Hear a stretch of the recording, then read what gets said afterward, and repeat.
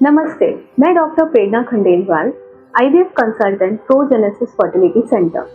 आज हम बात करेंगे एएमएच, जिसे बोला जाता है एंटी मुलेरियन हार्मोन। ये हार्मोन कब किया जाता है, क्यों किया जाता है, कैसे किया जाता है और क्यों किया जाता है, इसके बारे में आज हम बात करेंगे। सबसे पहले हम बात करेंगे एएमएच हार्मोन क्या होता है। ये हार्मोन हमारे फॉलिकल्स, मतलब हमारे अंडकोश में जो अंडे हैं उसके लाइनिंग सेल से सिक्रीट होता है। ये हमारे ओवेरियन रिजर्व को दर्शाता है। एक इंडिकेटर है कि हमारे ओवरीज में कितने अंडे अभी शेष रहे हैं और हमारा फर्टिलिटी स्टेटस क्या है। इसको कब किया जाता है, ये आप पीरियड के किसी भी दौरान कर सकते हैं। साइकिल के फ्रॉम फर्स्ट टू 28-30 डेज में आप कभी भी कर सकते हैं, साइकिल डिपेंडेंट ये नहीं है। एम्प्टी स्टमक या फिर भूखे पेट, खाली पेट, इससे कोई फर्क नहीं पड़ता, आप कभी भी कर सकते हैं। कैसे किया जाता है, ये सिंपल एक ब्लड टेस्ट होता है। जैसे ब्लड टेस्ट नॉर्मल किए जाते हैं वैसे ये किया जा सकता है। इसका नॉर्मल वैल्यू 2.0 से 4.0 नैनोग्राम पर मिलीलीटर तक होता है। 4 से अगर ज्यादा वैल्यू हो तो आप पीसीओडी का इश्यू हो सकता है। 2 से कम हो तो उसे लो एएमएच कहा जाता है।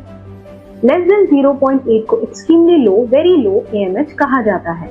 अभी क्या क्या कारण हो सकते हैं कि आपका एएमएच वैल्यू कम आया है। एएमएच का वैल्यू दर्शाता है आपके क्वांटिटी ऑफ एग्स। जैसे आपका उम्र बढ़ रहा है, दैट इज एज, तो वैसा आपका एएमएच वैल्यू कम होती जाती है। अगर आपके ओवरीज पर कोई सर्जरी हुआ है जिसके कारण एक ओवरी निकाल दी गई है या फिर ओवरीज पे कोई सर्जरी हुआ है तो एएमएच वैल्यू कम आ सकता है। अगर आपका कोई कीमोथेरेपी या रेडियोथेरेपी हुआ है तो भी एएमएच का वैल्यू या ओवेरियन रिजर्व कम हो सकता है। या अगर आपको कोई एंडोमेट्रियोसिस का इश्यू है तो भी एएमएच का वैल्यू कम आ सकता है। अभी जरूरी ये है कि जब एएमएच का टेस्ट आपने किया है तो उस पर क्या एक्ट करना चाहिए। आपके डॉक्टर आपको अलग अलग सलाह देंगे आपके एज के अनुसार कि क्या करना चाहिए, आपको कौन सा ट्रीटमेंट उपयुक्त है, कौन सा ट्रीटमेंट आपको आगे लेके जाना चाहिए जिससे कि आपको जल्दी से जल्दी प्रेगनेंसी मिल सके। तो हम आगे बात करेंगे कि क्या क्या चीजें हैं, जब क्या क्या ऐसे सर्कमस्टांसेस, क्या सिचुएशंस होती है जिसकी वजह से हमारा एएमएच का वैल्यू कम या ज्यादा आ सकता है। अगर एएमएच का वैल्यू ज्यादा है, 4.0 से ज्यादा है, तो आपको पीसीओडी का इश्यू हो सकता है। अगर एएमएच का वैल्यू आपका कम है तो आपका बेसिकली एएमएच एज रिलेटेड होता है। जैसे आपका एज बढ़ता है वैसे एएमएच का वैल्यू कम होता जाता है, मतलब क्वांटिटी ऑफ एग्स कम होते जाएंगे। अगर आपके ओवरीज पर कोई सर्जरी हुआ है जिसकी वजह से ओवरी निकाल दी गई है या कोई सर्जरी हुआ है तो भी एएमएच का वैल्यू कम आ सकता है।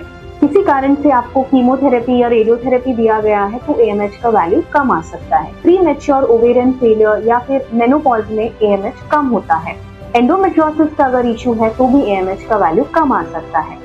एएमएच की वैल्यू कम, ज्यादा या जो भी आपका वैल्यू आता है, जो भी इसका रिजल्ट आता है, उससे डॉक्टर आपको स्पेसिफाइड फर्टिलिटी ट्रीटमेंट, आपके लिए जो इंडिविजुअलाइजेशन ऑफ ट्रीटमेंट है वो आपके लिए प्लान कर सकते हैं। तो उनको समझ में आएगा ना कहाँ से चालू करना है ट्रीटमेंट प्लान। आपका एएमएच की वैल्यू पे आपके डॉक्टर आपके लिए स्पेसिफिक ट्रीटमेंट प्लान कर सकते हैं।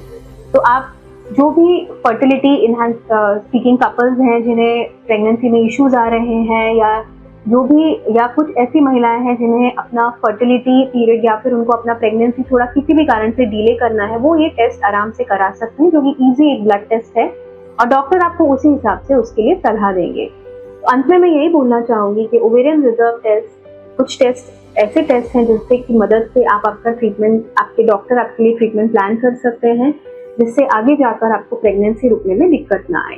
Thank you so much.